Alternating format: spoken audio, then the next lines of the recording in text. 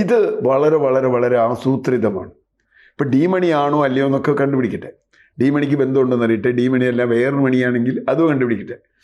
പക്ഷേ 2021 നഷ്ടപ്പെട്ട സ്വർണം ഇപ്പം നമ്മൾ ഏതെങ്കിലും ഒരു ജ്വല്ലറിയിൽ അന്വേഷിച്ച് തന്നാൽ കിട്ടുമെന്ന് എനിക്ക് സംശയമുണ്ട്. സ്വർണത്തിനാണ് അവർ വാങ്ങിയതെങ്കിൽ സ്വർണ്ണം അവർ ഒരുക്കിയിരിക്കും. കാരണം ഉറപ്പല്ലേ സ്വർണം. നേരെ മറിച്ച് ശബരിമലയിൽ തങ്കഅങ്കിയുടെ കഷ്ണം മുറിച്ച് വിൽക്കാനാണ് തീരുമാനിച്ചെങ്കിൽ ചിലപ്പോൾ ആരുടെയെങ്കിലും കയ്യിൽ കാണും. ശബരിമലയിലെ പാളിയുടെ കഷ്ണം അതൊരു പുണ്യ സാധനമാണ്. അതുകൊണ്ട് മോതിരം ഉണ്ടാക്കുക, അതുകൊണ്ട് മാല ഉണ്ടാക്കുക, അങ്ങനെയൊക്കെ ഉള്ള ആളുകളുണ്ട് നമ്മുടെ നാട്ടിൽ. ജ്ഞാനപാൽ മോതിരം ഉണ്ടാക്കുന്ന പോലെ സ്വർണം. ഇപ്പോൾ പോറ്റിയുടെ തന്നെ ഒരു മൊഴി പുറത്തു വന്നിട്ടുണ്ട്. കല്യാണത്തിന്, ഏതൊരു കുട്ടിയുടെ കല്യാണത്തിന് ഞാൻ ഈ ശബരിമലയിലെ സ്വർണം കൊടുത്തു എന്നൊക്കെ പറഞ്ഞിട്ടൊരു മൊഴി വന്നിട്ടുണ്ട്. എന്നാണ് നമ്മൾ പത്രത്തിൽ വായിക്കണം. അത് കോടതി കൊടുത്ത മൊഴിയാണ്. അപ്പോൾ യഥാർത്ഥത്തിൽ പുണ്യമായിട്ട് ഈ സ്വർണം ആരെങ്കിലും കൈവശം വെച്ചിട്ടുണ്ടോ? അത് ഒരാൾ കൈവശം വയ്ക്കില്ല, എന്തായാലും വീതിച്ചു പോയിട്ടുണ്ടാവും. രണ്ടാമത്തെ കാര്യം, ഇനി അങ്ങനെയല്ല സ്വർണമായിട്ടാണ് വാങ്ങിയെങ്കിൽ, നമ്മൾ മുമ്പ് സംസാരിച്ചതാണ്, ഈ ഗോവർദ്ധൻ ഇത് വാങ്ങിയത് ശബരിമല സ്വർണ്ണം എന്ന് അറിയാതെയാണ് എന്നാണ് അദ്ദേഹം ആദ്യം കൊടുത്ത മൊഴി നമ്മൾ മനസ്സിലാക്കണം. ഞാൻ സ്വർണം കിട്ടി, സ്വർണം വാങ്ങിയത്. അങ്ങനെയാണെങ്കിൽ നമ്മൾ അന്ന് തന്നെ ഉന്നയിച്ച സംശയമാണ്, അങ്ങനെയാണെങ്കിൽ അയാൾ എന്തിനാണ് ശബരിമല ഇയാൾക്ക് എന്താ പറയുക കമ്മീഷണറുടെ പേരിൽ DD എടുത്ത് കൊടുത്തു എന്നൊരു ചോദ്യം. പോറ്റി തരുന്ന സ്വർണ്ണമാണ്, പോറ്റി മോഷ്ടിച്ചു കൊണ്ടു കൊടുത്തു എന്ന് തന്നെ വയ്ക്കുക. പോറ്റിയുടെ പേരിലല്ലേ DD കൊടുക്കുക.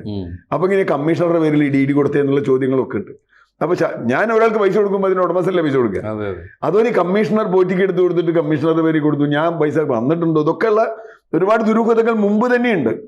അപ്പോഴാണ് അതിൻ്റെ കൂടെ ഇപ്പോൾ പുതിയ ഒരു മാനം അതിന് വന്നിരിക്കുന്നു. അന്താരാഷ്ട്ര കള്ളക്കടത്ത് സംഘം ഇതുമായി ബന്ധപ്പെട്ട് എവിടെയോ പ്രവർത്തിക്കുന്നുണ്ട്. സ്വർണം പോയിട്ടുണ്ടാവാം, പഞ്ചലോക വിഗ്രഹം പോയിട്ടുണ്ടാവാം, വേറെന്തൊക്കെ പോയിട്ടുണ്ടെന്ന് അറിയില്ല. ഇത് ശബരിമല മാത്രമാണോ പോയിട്ടുണ്ടെന്ന് അറിയില്ല. ഇപ്പോൾ പ്രവാസി വ്യവസായത്തിനനുസരിച്ചാണ് തിരുവനന്തപുരത്ത് കിടന്ന് കറങ്ങുന്നു എന്നാണ് കേട്ട്. ഇപ്പോൾ കേരളത്തിൽ ഏതൊക്കെ ക്ഷേത്രത്തിൽ നോട്ടം വിട്ടിട്ടുണ്ടെന്നോ ഏതൊക്കെ ക്ഷേത്രത്തിൽ നിന്ന് പോയിട്ടുണ്ടോന്നോ നമുക്ക് പറയാൻ പറ്റില്ല. അങ്ങനെ വന്നാൽ കഴിഞ്ഞ കുറേ കാലമായി കേരളത്തിലെ ദേവന്മാരുടെ സമ്പത്ത് നമ്മൾ വിശ്വസിക്കുന്ന, അല്ലെങ്കിൽ ഭക്തർ വിശ്വസിക്കുന്ന ആ സമ്പത്ത് ആസൂത്രിതമായി രാഷ്ട്രീയ പിൻബലത്തോടെ, ഞാൻ ആ വാക്ക് ആവർത്തിച്ച് പറയും.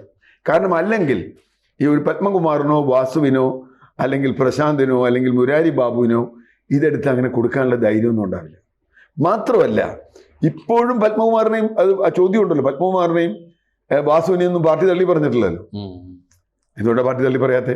കൂടുതൽ വാർത്തകളും വിശേഷങ്ങളും നിങ്ങളിലേക്ക് എത്താൻ ABC മലയാളം സബ്സ്ക്രൈബ് ചെയ്യുക, ബെൽബട്ടനും